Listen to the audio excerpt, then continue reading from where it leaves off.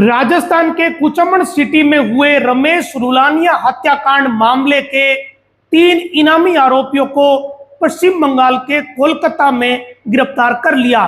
एक सोसाइटी के सुरक्षा गार्ड, आईपीएस क्वार्टर के सुरक्षा कर्मियों व स्थानीय निवासियों ने मिलकर 3 ऐसे लोगों को पकड़ा जिन्होंने कुछ दिन पहले ही एक व्यापारी की हत्या की थी। राजस्थान के कुचामन सिटी के रुलानिया हत्याकांड मामले में पुलिस को बहुत ही बड़ी सफलता मिली है। इसमें पश्चिम बंगाल की उस सोसाइटी के सुरक्षा गार्ड, आईपीएस क्वार्टर के सुरक्षा कर्मियों व स्थानीय लोगों की बहुत ही महत्वपूर्ण भूमिका रही। तीनों ने इधर उधर भागने की खूब कोशिश की, लेकिन आखिरकार कोलकाता में सोसाइटी के गार्ड के साथ मिलकर स्थानीय बंगाल की पुलिस ने तीनों को पकड़ लिया। रमेश रुलानिया की हत्या करवाने वाले रोहित गोदारा के 3 शूटर अब राजस्थान पुलिस की गिरफ्त में हैं। गुरुवार की रात में कोलकाता की एक सोसाइटी में ये पूरा घटनाक्रम घटित हुआ। बहुत ही नाटकीय तरीके से आखिरकार तीनों बदमाश पुलिस के हत्थे चढ़ गए। गणपत गुजर, धर्मेंद्र गुजर और तीसरा आरोपी महेश गुजर, ये तीनों गिरफ्तार किए जा चुके।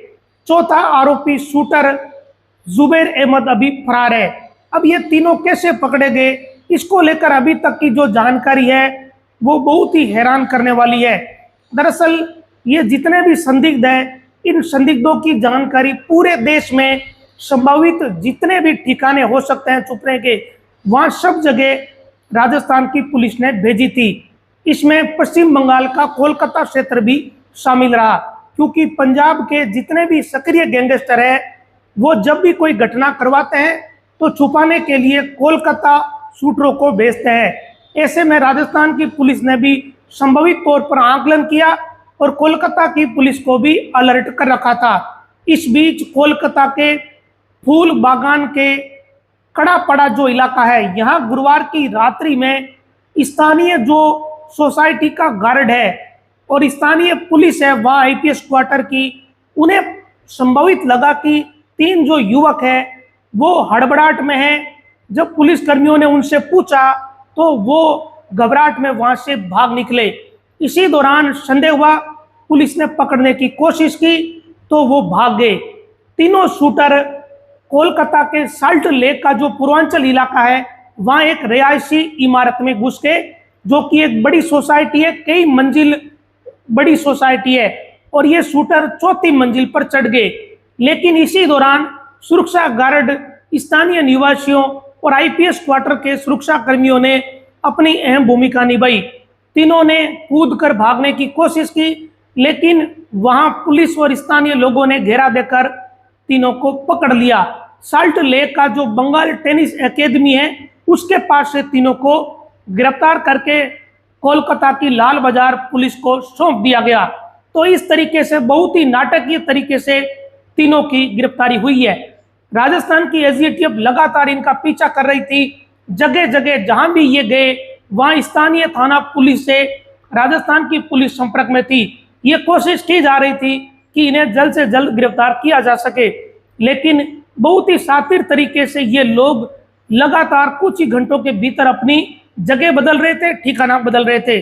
7 अक्टूबर को कुचामन में हत्या करने के बाद ये लोग बंगाल कैसे पहुंचे, किस तरीके से अब तक इन्होंने फरारी काटी, इसकी कहानी भी काफी हैरानी भरी है। 7 अक्टूबर को जब जिम में वर्कआउट कर रहे रमेश रुलानिया की शूटर ने हत्या की, तो उस शूटर जो वहां से स्कॉर्पियो लेकर भागा, तो उसके साथ बाकी के भी जो साथी है वो यहाँ से निकल पड़े और सीधा निकले टोंक के रास्ते में इन्होंने हथियार फेंके, अपनी स्कॉर्पियो छोड़ी और मध्य प्रदेश के बॉर्डर पहुंच गए। वहां से हैदराबाद के लिए इन्होंने ट्रेन पकड़ी।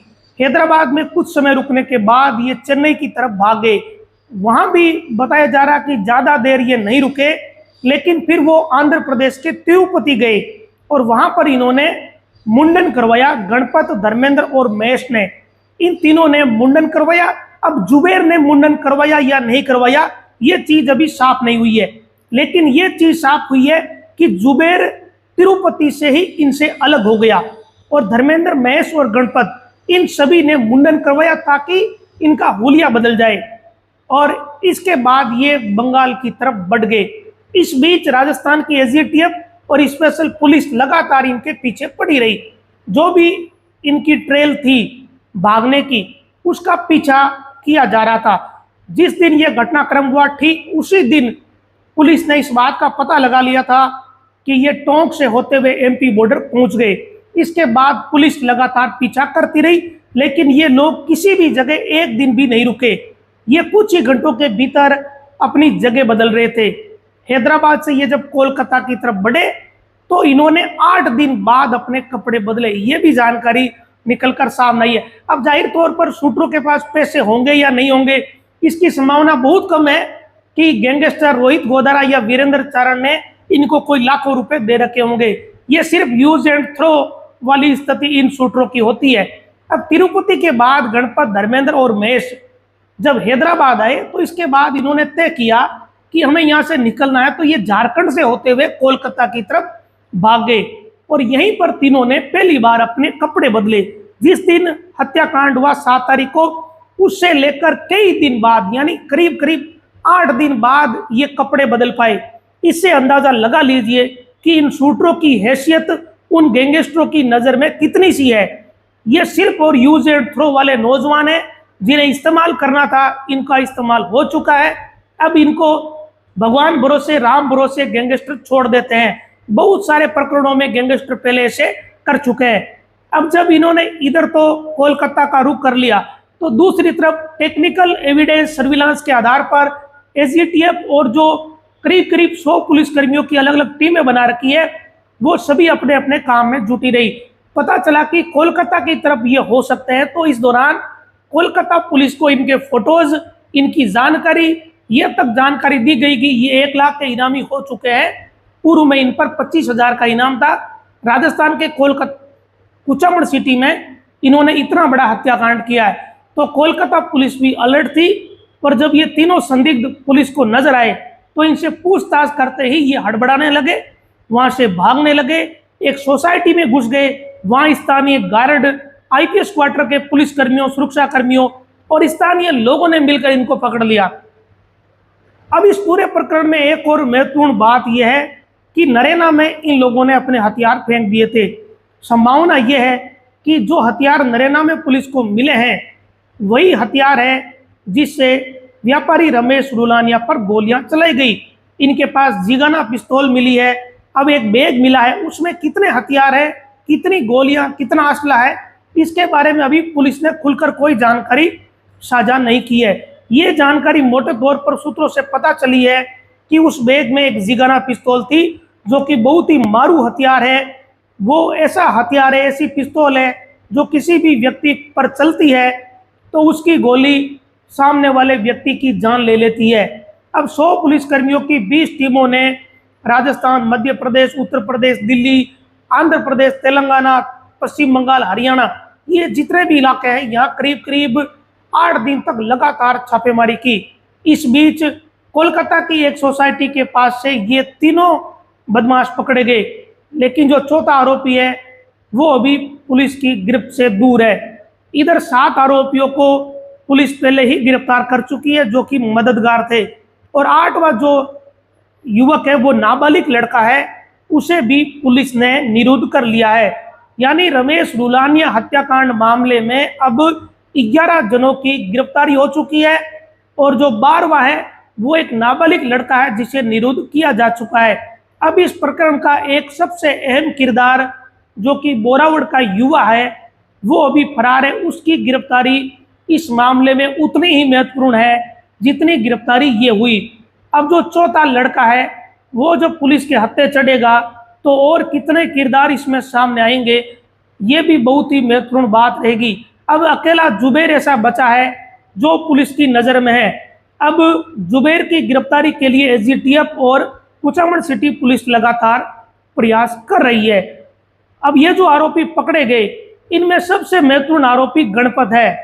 गणपत ने ही सुपारी ली थी पवन से। अब गणपत, पवन और उसके आगे दो वीरेंद्र चारण है, इन सारों की चेन को पुलिस जोड़ेगी तो पता चलेगा कि इस मामले में और कितने कितने करेक्टर शामिल है, कितने लाखों की सुपारी दी गई थी, किस तरीके से सुपारी लेने के बाद ये पूरा प्लान बनाया गया, किसने रेकी में मदद की। अब तक जो कहानी पुलिस को पता चली है उसके अलावा और कितनी कहानियां इसमें हैं या और कितनी जानकारियां हैं, ये सारी जानकारियां ये तीनों पकड़े जा चुके हैं। बहुत ही महत्वपूर्ण व्यक्ति गणपत गुर्जर पकड़ा गया है इस प्रकरण का, तो वो जाहिर तौर पर पुलिस के सामने उसको अपना मुंह खोलना ही पड़ेगा।